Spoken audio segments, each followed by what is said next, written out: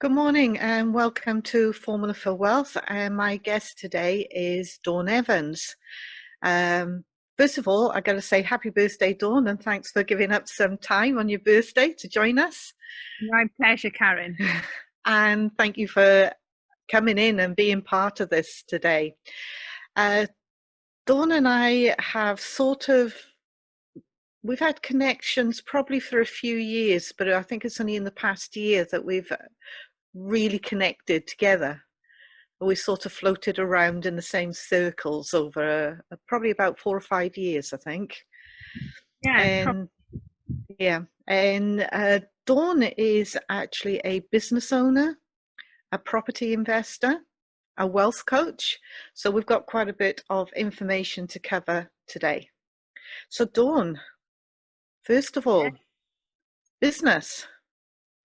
Tell me a little bit about Ajuda. so Ajuda is a multi-award winning vocational training academy. I set it up back in 2006. I was a sole trader at first, and I set it up as on the back of a choking incident with my daughter.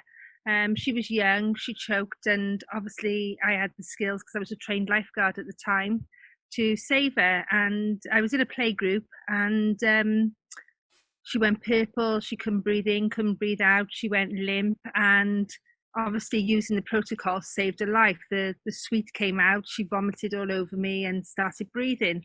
And it was the women that were there that day, they said to me, if you weren't here, we wouldn't have known what to do. Will you teach us? So then I started teaching all the mums locally in play groups, in creche centres, and then I went into colleges, and I really enjoyed it. And then I started my company as a first aid instructor. And as most people start companies, it started in my back bedroom. I was trainer by day and admin, marketing, finance by night. And I did that for 3 years, and it grew to such a stage where I could no longer facilitate all the training because of time. And it started going into schools, colleges, businesses, and to date we've trained over 80,000 people. So 2009 I set up a limited company and got my first member of staff, and the training just grew. And 2012 we purchased our first training centre in Cardiff Bay and got our own classrooms, and the rest is history, as they say. So I love what I do. We're earning money and saving lives at the same time. And the training has gone international and across the UK. So it's been brilliant. In addition to that, you've started writing your series of books, AJ and Odor. Tell me a little bit about those. So so basically AJ and Odor spells Ajuda, which is the name of the company. And when I was teaching first aid, I was looking for manuals and books for children, and I couldn't find anything on the market. So I decided to create these little characters. I based them on my children, actually. So a little boy and a little girl, who are brother and sister. And basically in every book, they go out and there's an accident, and AJ always carries his little first aid kit, and basically they save a life. And every book has an happy ending. So it's teaching children first aid through fiction. It's a brilliant concept because get kids early enough and teach them early enough, and it's a skill they have for life then, Yeah, isn't it? exactly. I mean, children are reading the book and learning a skill without realizing they're actually learning the skill because they're enjoying the story. And there's a fact sheet at the end of every book for the mums and dads, so they can actually teach the children the actual skills required to save a life too. Yeah. Now, we're in another group that you've started, the Inspirational Women, and you told a story on Friday, so I'm not sure if I'm allowed to mention it or not, your new book and the inspiration for the new Ajuda book about the bike going off the cliff. Oh, yes, you can. I forgot I mentioned that one. Yeah, so back in December last year, I was lucky enough to go to Necker Island to meet Sir Richard Branson, and I spent a week on his island. And I took my AJ and Odor book with me, and I actually showed Richard. And he said, "Who thought of this?" And I said, "Me." He said, "It's a brilliant concept. Why don't you write one with me in it?" I said, "Okay, I can do that." I said, "I won't kill you off. I will just give you a broken ankle on the tennis court." Richard Branson loves his tennis. And he said, no, we can do better than that. He said, let's get some real life incidents. So he called his son Sam over and we had a conversation. And Sam said, yes, there was an incident where my dad fell off his bike and the bike went over the cliff into the sea and he was badly injured. So we've written the book. And basically, yeah, Sir Richard Branson falls off his bike. AJ and Odor to the rescue. They patch him up. And the book is focused on that book is focused on a secondary survey, so looking for further injuries after you find out the casualty is breathing. So so it's based on a true story, but the people who haven't been to Necker Island and will not know it's about Richard Branson, because the guy in the book is just called plain old Richard. And then Day and Odor, but it is a true story. Yeah. You might have to get him to do a forward or something on it. But he's actually offered to sell the books on his island, which is pretty awesome. So, I'm really excited. So I'll be going back later on this year to Necker Island. So hoping to present him with the book then. Oh, brilliant. Now, you are actually quite a phenomenal business person, because you set up the National Education Show. I did, yes. And you've also got the Mental Health and Wellbeing Show. I have. So tell us a bit about both of those. So obviously I set up the training company first back in 2006, and we started training in schools, and there was education shows in London and Birmingham, but nothing in Wales. So I just wanted to showcase, the products and services of education to the Welsh market.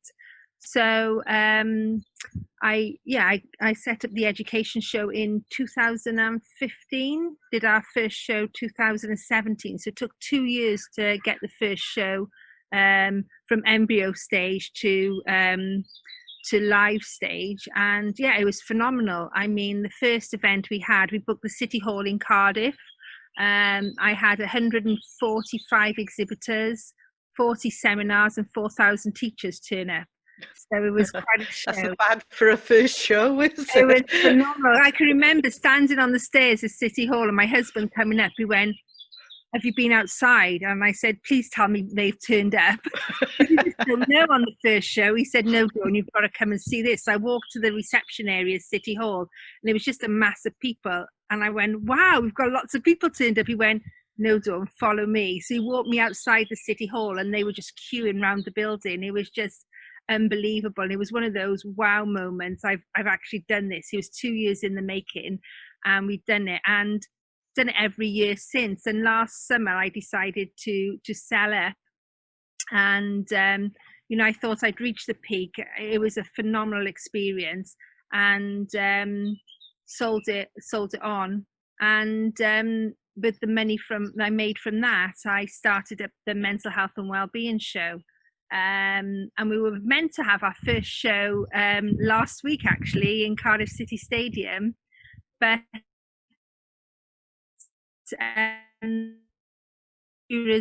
coronavirus, everything, it got cancelled. And I sat for 2 days after putting the announcement out and thought, oh well, that's life. But I'm not one to wallow in self-pity. I decided to take the show online, and I never even used Zoom before the pandemic hit off, because all my business have been offline mainly. And so I put the show over 4 days.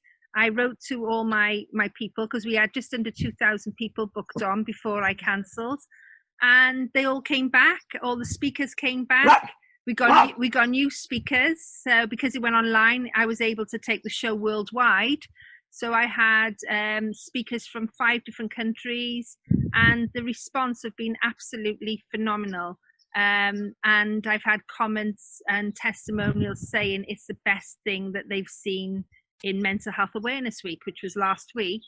And it's really raised our profile, and the live show is all booked for next year. and all the exhibitors have stuck with us. They've said, keep our money, we want to come back. We've all the delegates said, keep our ticket money, we're coming back, and the speakers have said we'll come back next year. So I've got a show booked for next year, and it's already full 12 months in advance, so which is amazing. Really good. So what do you put that down to?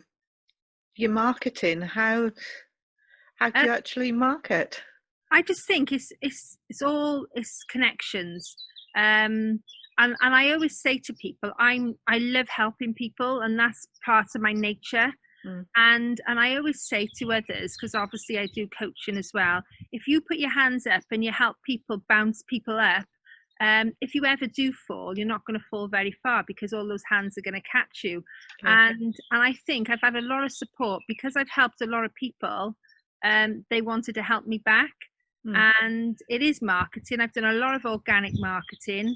I've used the data that I had from 12 years of running a training company. I mean, data, if anybody is running a business or starting a business, I think data is one of your key assets to your business. And communication. And I always say, again, when I'm coaching people, it's the 2 C's. It's your constant and your consistency. And I'm consistently talking to people and talking about the brand, a lot of brand awareness, helping others. So do a lot of work for charities, and they associate that with the brand, get charities involved, and give a little as well. I don't keep all the money to myself. I always give about 10% back into the community or to charities. And I think people recognize that and they want to work with me. And it's been a phenomenal couple of years, really. But I've loved doing the shows. We've got more shows planned. We've got a brand new show for 2021. That's called the Peak Business Summit. So it's going to be a business show for business entrepreneurs and budding entrepreneurs. And again, the lineup of speakers that I've had come forward who want to work with me has been phenomenal. And it's going to be a great day. So that's next January, the big launch. So that's going to be good too. And I think it's in June, isn't it? I know last year I went to, you did a women's empowerment. Yes, that's actually June the 12th. Again, that's another conference I've taken online. You came last year, Karen. That was in the stadium. And that was our first one last year, and it was really good. And I teamed up with my good friend Tracy, who runs Intrabiz. I think you've interviewed her in the past. Yeah, Tracy's on here, yes. Yeah, so I went to Tracy, said I want to do this conference for females to empower women, and she said, "Yep, I'll do it with you." And we did our first one last year. This year again, we've just taken it online. And because we've gone online, we've been able to secure speakers from 5 different countries. We've got Sharon Lecter, who mentored Tracy, and we've got another lady, Cami, from America. We've got Kim Worrell, who's a coach from South Africa. And we've got Anita Lawrence, who's a John Maxwell coach from Malaysia. And we've got myself and Tracy and Raina and Jen from the UK. So it's going to be an amazing day. And again, we're supporting local charities with the proceeds from the tickets, because it's, we don't always keep the money to ourselves. We give a little bit back, and that's my ethos in business. And I think that's how I've grown and been successful, by sharing the love, really.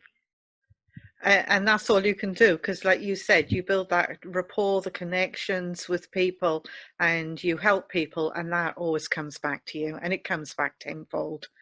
Yeah, and I enjoy it. And I say to people as well, if you're not happy, you're in the wrong business. And if it feels like a job, again, you've got the wrong business. What I've got is a lifestyle, and I have fun. And when the day I stop having fun and the day I stop smiling, then I know it's time to stop what I'm doing. And at the moment, I smile every day. I have fun every day. I love working with Tracy on the women's conference. I love doing all the mental health stuff, and I love my training academy, and I love all my coaching clients. So I'm having fun, I'm happy, and I've created a lifestyle. And I think that's what business is all about. Focus on the lifestyle rather than the money. And that is something that we promote. Yeah. And it's important, because we say anybody can go and make money. Once they know the skills, anybody can go and make money. Exactly, But yeah. if you don't have the lifestyle, if you're not aiming for something, what's the point of making the money? Exactly. I mean, you could have a Ferrari on your drive and a mansion and just sit and cry on the inside. Mm, That's not a life, is it? Or, success could be that you've been able to feed your family in the Philippines and have a very modest lifestyle. Success is different to to everyone. different people, yeah. And I just think, for me, I wanted to create a lifestyle where I can have a passive income and spend unlimited time with my family, which I'm doing, and have fun when I work. And I've always looked for success rather than wealth, because I always say to people, if you're successful, the wealth will follow. It does, yeah. So focus on the success rather than the pound or dollar signs, because Yeah, that will be a short-lived business if you're focusing on money. yeah, Whereas you're trying to help others and trying to grow your empire successfully, and doing it in an ethical way as well, yeah, then the money will follow. yeah. No, I totally agree with that. And I think that is a philosophy that anybody who has been successful in business has that ethos behind them. Yeah, It's, definitely. And I yeah, think, my ethos is integrity, loyalty. I'm loyal to all my suppliers, I'm loyal to my clients. And I just think trying to switch suppliers just so you can save a fiver, that's not going to build a relationship. And I think having a good business is having good foundations and building relationships. And you pay for quality. You yeah, pay peanuts, you get monkeys. So it's worth, if your supplier are charging a little bit extra than Joe Blogs next door, then value their expertise and value their time and pay the money. And that's the advice I would say to people, and that's how you build relationships. yeah. No, I agree with everything you've said there, and I think it's a really good message to put out to listeners that you know, you've got to be really good and supportive of the people around you, and you pay for quality and you pay for good support. Yeah, exactly. Yeah. Now, in your many business world, your many hats that you wear in your business world, you're also a wealth coach for Kevin Green. I So, am. how did that come about? I came back in 2012. I actually signed up for Kevin's program, Mm, as a client, as a coaching client. I seen him on stage. I think I was in Reading, and he was on stage there. It was Kevin, Andy Harrington, and they were both there together. And I went. I wasn't planning on spending any money, but I signed up for both of them that day. Andy Harrington's Public Speakers Academy, and then Kevin Green's Wealth Coaching. And it's the best investment I've ever made. I remember coming home and saying to my husband how much I spent, which was obviously in the thousands.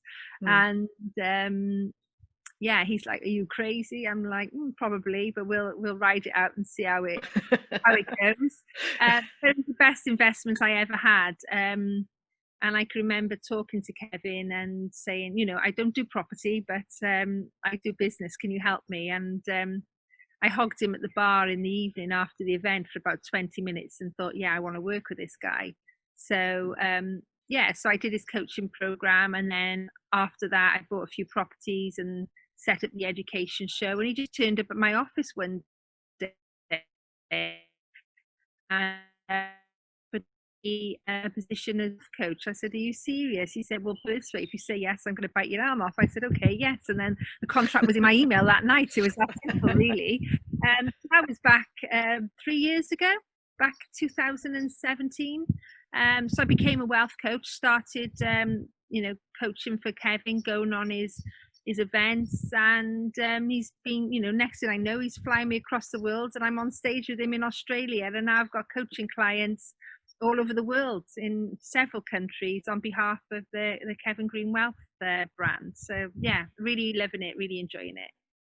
Because I saw your trip, I was following your trip. It was actually just as the coronavirus was breaking, and you were going around You were in Australia. It was Singapore you went into, Yeah, and we went to Australia first. We did a 3-day event in Australia with Kevin. So that was really great on wealth coaching and obviously growing a business.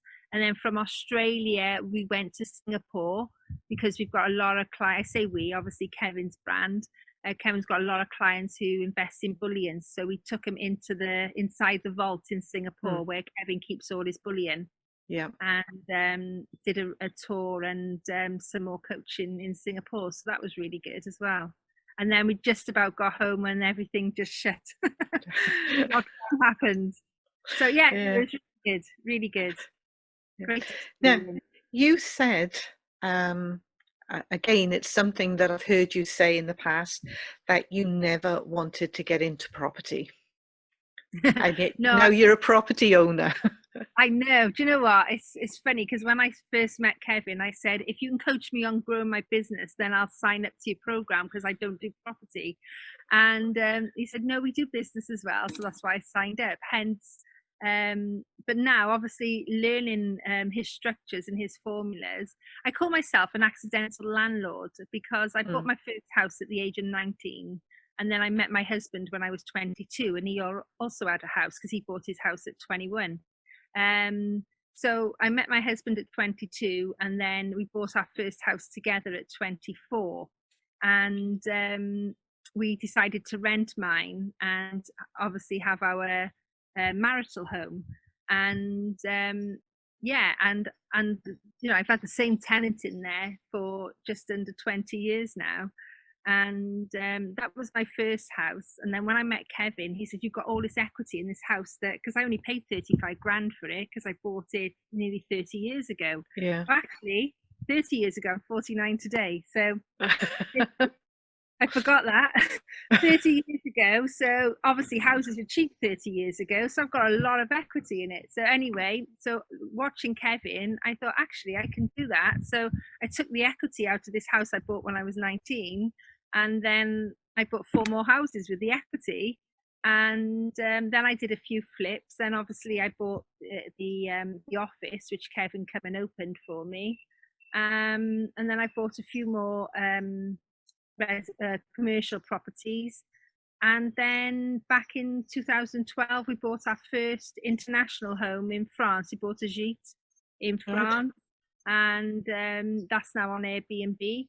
So yes, I've got a few properties. We're in double figures now, so that's good for someone who was an accidental landlord and didn't do any property. I didn't do too bad. So I'm enjoying it.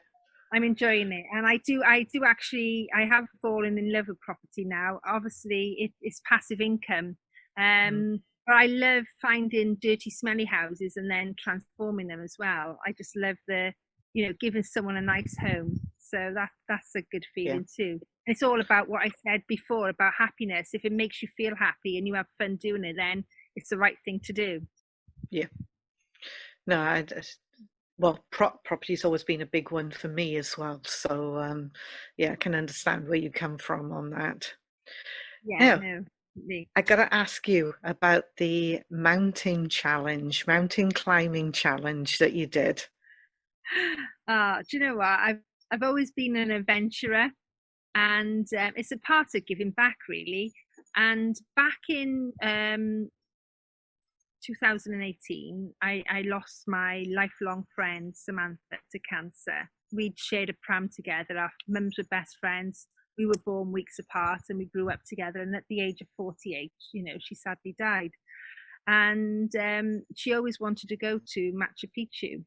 So I thought, right, I seen Cancer Research Wales, and she passed through cancer, and they were doing a trip to Machu Picchu, and I thought, actually, can I do this? Well, I'll do it for Samantha.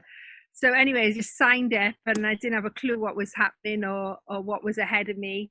So I spent 4 days on the Inca Trail, camping along the way with some Canadians, and just kept walking and walking. 4 days later, we hit Machu Picchu, and I flew my flag, had a little tear, and said, Sam, I've done this for you. And that was my first mountain hike. But after that, I sort of got the bug. And then last year, I had the opportunity to do Mount Tubal, it was the ABF Soldiers Charity, because myself and my husband are both ex-soldiers. And I asked him, I said, look, there's another hike coming up. Will you do it with me? It's for the Soldiers Charity. He went, oh, well, if it's for the Soldiers Charity, I'll do it. So we've done that. And I don't know how I got to the top, because that was the hardest thing I've ever put my body and mind through. And when I've heard people talking about mental toughness, I now understand what mental toughness is. Because I can remember getting halfway up the mountain and my body was exhausted. I was exhausted. My husband was saying, I need to take you down. And I can just remember leaning against a rock and I'm going, pointing to the summit. And I thought, there's no way I'm going down. And so, yeah, I don't know how I got up, but we managed to mount the tallest mountain in North Africa and raised a lot of money for the ABF Soldiers Charity. And obviously Machu Picchu was for Cancer Research Wales. So we've done a lot of fundraising, and I think the first trek we raised over 120,000 between us for cancer research, and we didn't raise quite that much last year, but it was, you know, a good few grand. I think it was about 30,000 for the ABF Soldiers Charity. So I've signed up for another trek, Karen.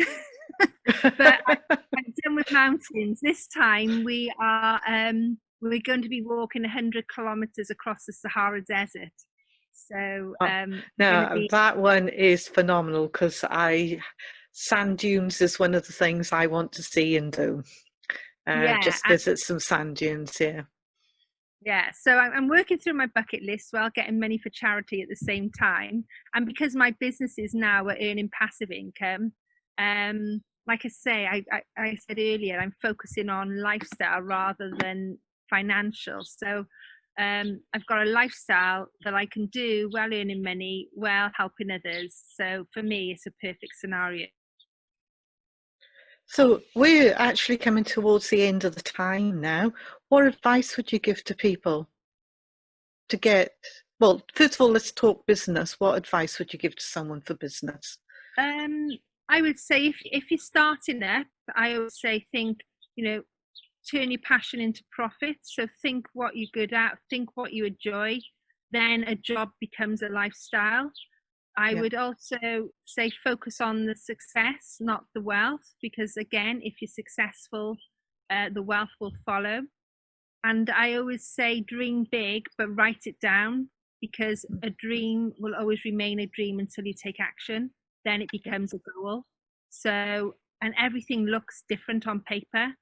So I would say write it down, get a plan, get a mentor, and just work your way through little goalposts. Make achievable, realistic goals, because you can always move the goalpost. What you don't want to do is set the bar so high that it's really intimidating and you feel overwhelmed. So baby steps in business and you will achieve.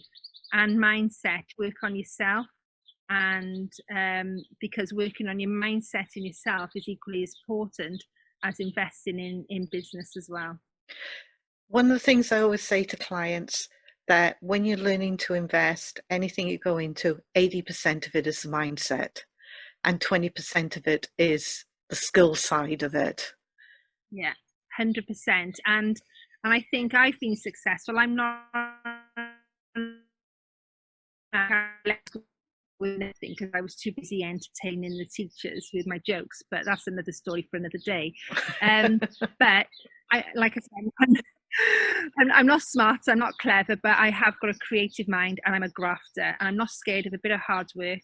And just knuckle down and have a clear vision and know where you want to go, because if you don't know where you're going, you're not going to get there. Yeah. And one man, a very good friend of mine, he said, Dawn, he said, there's two things you've got to remember in life. He said, the two most important days in your life, he said, is the day you were born and the day you work out your purpose. And if you know what your purpose is in life, you just got to put a plan in to make sure you achieve that. And then you'll go far. Yeah. Very sound words. I love that. So what's the dawn for the future? Wow, the dawn for the future. I'm going to do a lot more traveling. Um, yeah, I've got a lot more countries to see. I love country. I love culture. I love people. Um, I've pretty much made myself redundant from my company, which is where I wanted to be. So they're self-sufficient. So that is going to run. I'm going to obviously continue with the mental health. I've got the Peak Summit coming next year, which is phenomenal. And just enjoy life, enjoy my dogs, enjoy my family, and make sure that I wake up with a spring in my step and a smile on my face every morning. And that sounds absolutely heavenly. Perfect. Dawn, I want to thank you for giving up the time today, especially on your birthday, and for some absolutely phenomenal advice there to our listeners today. So thank you very much for joining me, and have a great day. My pleasure.